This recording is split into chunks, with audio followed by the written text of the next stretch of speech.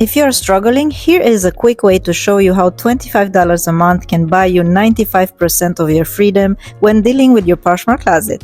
If you're a new Posher and have under 100 active listings, this will be barely useful, but if you need somebody or something to babysit your closet, PosherVA is your answer. Let me show you what relisting 30 items that are older than 30 days can do. Aside from the fact that you are rotating older items, turning them into new ones for your viewers, the amount of activity in your closet will jump through the roof. You can, in the process, increase or decrease prices in bulk. The old listings will be deleted and transformed into new ones, so you don't have to deal with the relisting or delisting yourself. You can schedule any action at any time you want, so if you're away, PosherVA will take care of your closet. If some of your items have an offer, PosherVA will skip it and move on to the next one. And you will see as soon as an item is listed, it immediately follows a delete for the older item.